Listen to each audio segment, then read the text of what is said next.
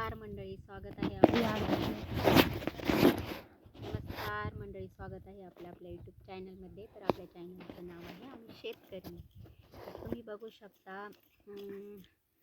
आज ना आम्ही लसणामध्ये ना थोडंसं गवत झालं होतं, ते खुरपण्यासाठी पण इकडे यायचं होतं. तर म्हटलं चला, आपला लसूण पण किती मोठाला पण झालेला आहे आणि आपली भाजी पण किती मोठी झालेली आहे ते तुम्हाला मी दाखवते. तर म्हणजे त्याच्यात थोडंसं गवत पण व्हायला लागलं होतं. आणि आता इकडं कपाशी होती, तर इकडं आता रान एकदम नांगरून हे केलेलं आहे, कारण तिथं घास टाकायचा होता जनावरांसाठी.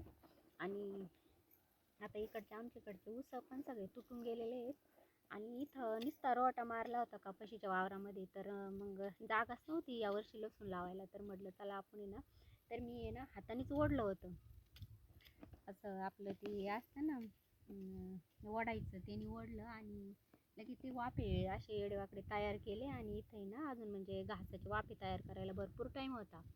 आणि नंतर म्हटलं आता आहे ना, हे लसूण लावणंच होणार नाही मग पुढं.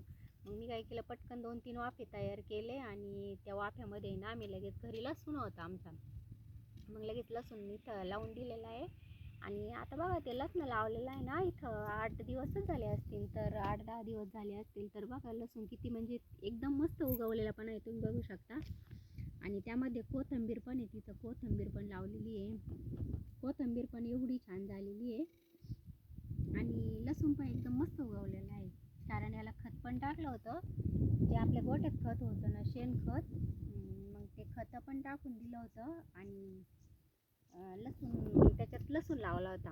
आणि वरून त्याला आणखीन दुसरं पण असं रासायनिक खत पण टाकलं होतं. आणि शेणखतामुळं तर इतका छान तो वाफेला शेणखत, तो वाफा इतका छान उगवलेला आहे बघा, एकदम मस्त उगवलेला आहे तो वाफा, पण एकदम छान दिसतोय. आणि हिरवा पण लसूण खूप झालेला आहे. आणि इकडे आहे ना, आता आपली मेथीची भाजी आहे, इथून मेथीची भाजी लावलेली आहे. म्हणजे काय ना, घरचं म्हणजे असलं तर 12 महिने लसूण आपल्याला म्हणजे विकत आणायचं हे होत नाही, आणावं पण लागत नाही. आणि घरचा लसूण म्हणजे एकदम खूप निघतो. आम्ही तर मागच्या वर्षी एकच एवढाच वाफा लावला होता, तर आम्हाला म्हणजे आतापर्यंत लसूण जाऊ म्हणजे अजून पण शिल्लक आहे. तर एका वाफ्यात एवढा लसूण निघाला होता. तर मागच्या वेळेस इतका लेट लावून सुद्धा छान झाला होता. आता ह्या वर्षी तर पावसामुळे एकदम रानच नीट नाही झाले. आणि मग आम्ही नंतर आता 8-10 दिवसापूर्वी लावलाय, पण एकदम मस्त आलाय. आणि लसूण सुद्धा इतका मस्त म्हणजे उगवलेला आहे छानपैकी. आता कोथिंबीर, लसूण, मेथीची भाजी, इथं दोडक्याचे आणि त्याचे वेल लावलेले आहेत. हवी इथं वेल पण एकदम दोडके, कारले हे एकदम मस्त उगवलेले आहेत. हे बघा किती छान उगवलाय हवी. त्याच्यामुळं आता आहे ना, इथं एकदा घास टाकला का आणखीन मग भाजीपाला पण लावता येतो त्याच्यामध्ये.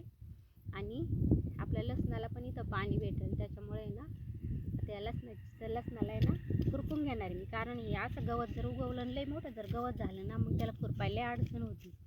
म्हणून आता आहे ना, आज सहज म्हटलं खुरपायला जायचं आहे ना, तर मग खुरपणं होईल आणि लसूण पण दाखवता येईल.